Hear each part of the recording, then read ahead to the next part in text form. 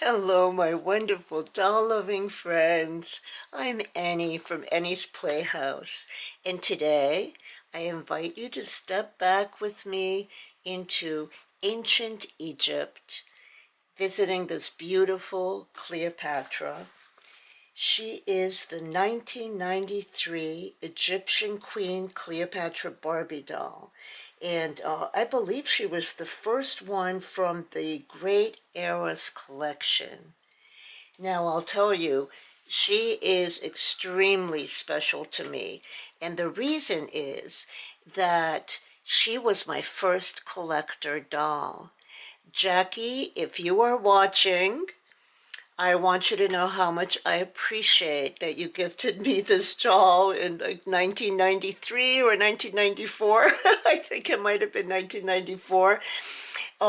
Jackie is my sister-in-law, and I had been collecting Barbies for several years at that point, but I really only had the Playline dolls, and I believe it was at Christmas that I opened the gift from her and my brother Attila, and there was this gorgeous Cleopatra doll with all these beautiful little ornaments and things on her head. I just burst out crying. I remember I was crying, like sobbing, actually. and I had never seen anything so beautiful in my life, and uh, I just uh, I just appreciate her so much because I never knew collector dolls existed at this point. So, what this opened a whole door. So, Jackie, all of this at Annie's Playhouse is really your fault. Or to your credit is a better way to say it, because it has given me so much joy through the years of my Barbie collecting. So let's take a good look at her.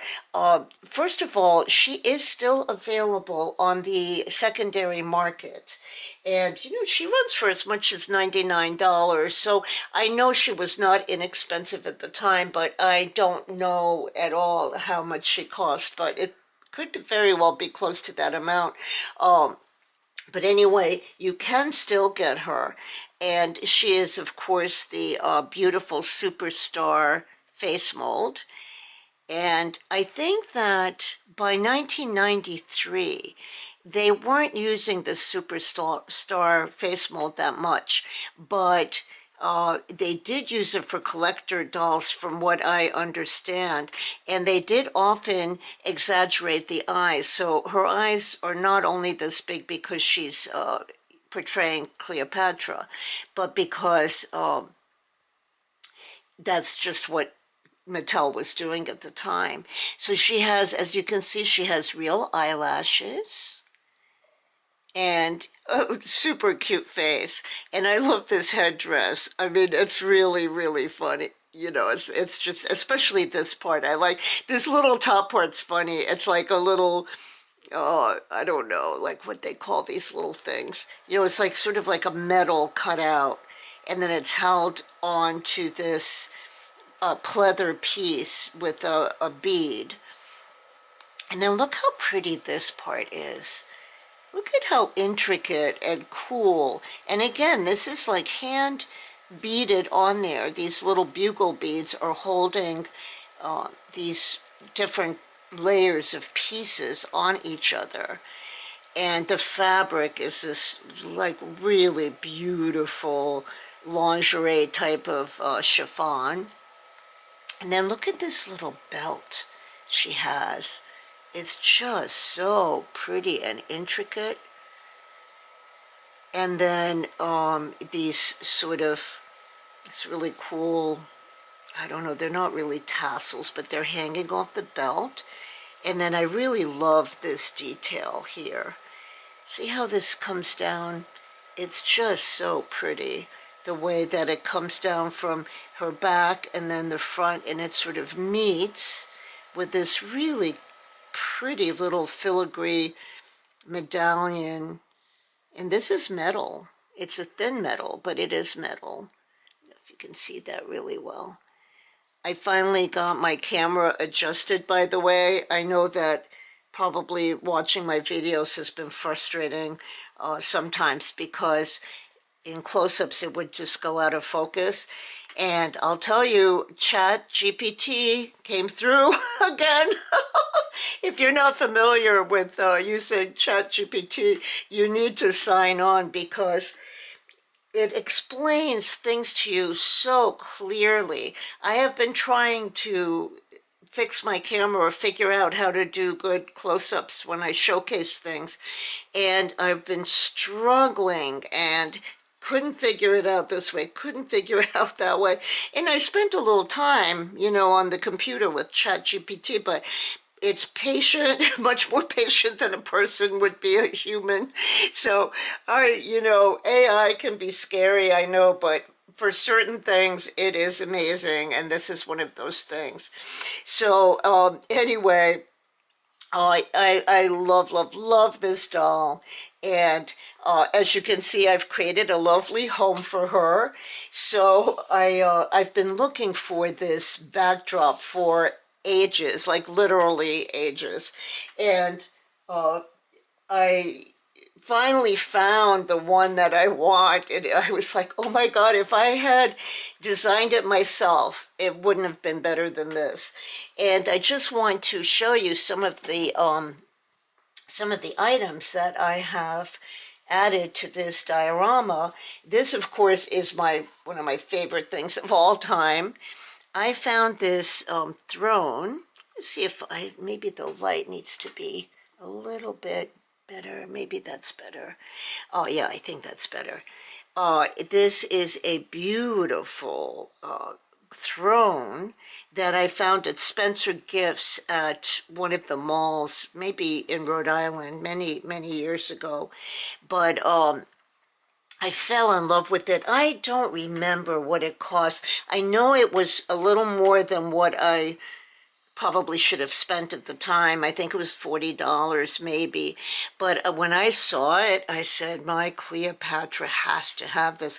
This is an authentic throne of one of the pharaohs. It said on the packaging at the time which pharaoh it was, but I don't know where it is. But look at the details on this. So I was very happy to find this. I don't know if this is available now or not, but perhaps, sorry I didn't look it up before this video, but anyway, she has this gorgeous throne to sit on. And then, through the years, I found, it says made in Egypt, so this is actually from Egypt. But look how beautiful. This is really heavy, but it's a really beautiful piece. And boy, they really liked gold back then. Not that we don't now, but man, I was reading that these outfits for, for Cleopatra and things like that, they actually used gold thread. To sew these together, they would pound the gold into thread. Can you imagine that, pounding gold into thread? And then they would use it to sew the garments together. I just think it's amazing. And then, of course, this, I'm not quite sure what all these gods are in the ancient Egyptian culture, but when I find something cool like this, I try to add it to my little Egyptian collection. I don't think this is really Egyptian, but I thought it was really cool, and it goes well with the rest of it. So I'm very thrilled to have this gorgeous little home for her, and she is such a cute little doll. And I didn't look underneath to see. Oh yes, she, of course, so she has the little, I guess it's the snap, bended knee. Yes, it is. And then she has these cute little gold slippers. It's just so adorable. So adorable. And then, see, back in the day, they were a little more modest than they are now. Look, she actually has these cute little panties on. Isn't that adorable? And the panties are gold. They have gold thread. around the, the top and around the legs. It's so adorable. I really, really appreciate the quality of clothing that they made for our Barbies back in that mid-90s era. Oh my gosh, that's the best. Absolutely the best. And, as collectors, we all just pray that someday they go back to that kind of quality. But she is absolutely one of my faves. And now, since her, I did add to my Egyptian doll collection. So the first one that I got is this cool guy here. And this is actually made by the Integrity Toys Company. And let's see, I wrote down some things about him.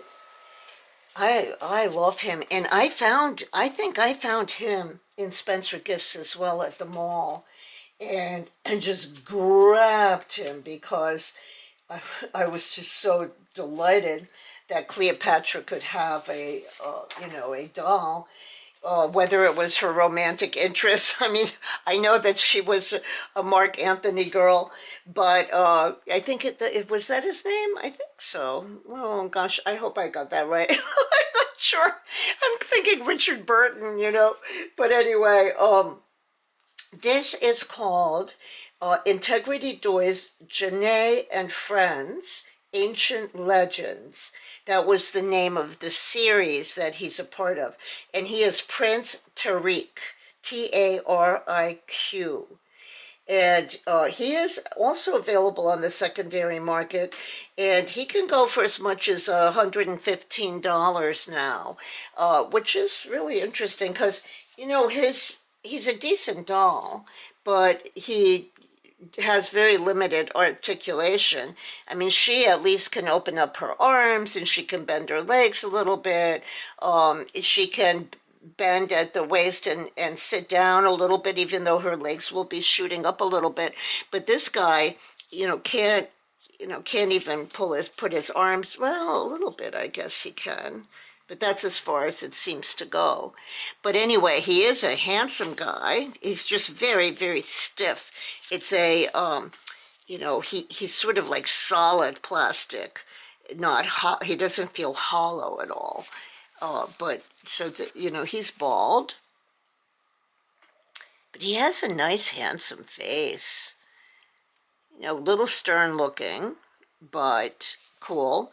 And then the headpiece is really nice. It's got a lot of nice gold detail to it. Very cool. And let's see what year he came out. You know what, I don't think I was able to find that out on what year he came out. I imagine it's around the same era, but I'm not 100% sure.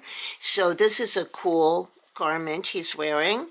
So he has a little sort of modesty panel kind of thing going on, and sort of like a jock strap, I guess. And then this fabric is very similar to the fabric that Cleopatra has on her skirt, only hers is a little bit, hers is like more like a pleated fabric, and his is just sort of, it's just a texture that this fabric has. It's slightly transparent, and he also is wearing a lot of gold. Now she has, let's see, no, she does not have bracelets. She just has those cuffs. But this piece on him here is actually just cardboard, and it's just tied on the back. Whoops, tied on the back like this. So I don't know if he's playline or what he's considered, because he seems to me to be like a real collector doll, but I'm not sure at the time who he was intended for. But in this little court, I always picture him as being one of those guards that, guards Cleopatra. I think probably without the headdress, that makes more sense, and maybe even without this piece, he looks more like, You know, I think in those days they used to have eunuchs that I should look that up because maybe they didn't do that in Egypt, but I know in some of the royal areas they had, um, you know, eunuchs that would take care of the women and make sure that they were safe and so forth. So I don't want to say something stupid, but you know, I think he's not really representing a real emperor. I mean, a real pharaoh is what I meant to say. Uh, but anyway, he is a very handsome guy and he fits really well into my little Egyptian world. I think I can make him stand up if he sort of holds on to that statue over there. Very, very cute. And then in 2001, I was able to procure this beautiful girl, and she is the Barbie Princess of the Nile, and she's from the Dolls of the World series that Mattel came out with well, she's from 2001. I think it went on for a while, that Dolls of the World. I have several of them, and they're all little treasures. Now, she's very, very beautifully made. She has a hard plastic sort of crown, and her hair, I mean, this is the first time I saw those little micro braids. They're not braided all the way to the end. I don't think you can probably see that on the camera, maybe on these, but it's braided down almost to the end, but in the back, not so much. I think it's only for about here. It's a little bit hard to tell, but she is really pretty. Look at her little pretty face. Oh my God, I'm so glad this camera is focusing properly now. Let's see, bring her, oh, and there goes, it didn't. I guess sometimes it takes like a half a minute. I mean, I meant to say half a second. Look at her beautiful eyes. Now, now this piece here on this doll actually is removable, but it's sewn on, so I'm not going to be removing it. But this is hard plastic like her crown. It's really beautifully made. Look at the detail on that. Isn't that just gorgeous? And then this little sheer piece she has draped around her, and that sort of makes this little, oh, I don't know, it's like a little, oh, not really a cape. It's really, really cool. Is very similar to the fabric that is on the Egyptian, on the Cleopatra doll. And then this gold piece, the gold dress again, is that really fine pleat, just so beautiful. Look how it catches the light. And then this is just a simple little ribbon, but again with really nice detail. And if she had shoes or slippers, I don't have them anymore. I don't know what kind of shoes she had. And same with the male doll,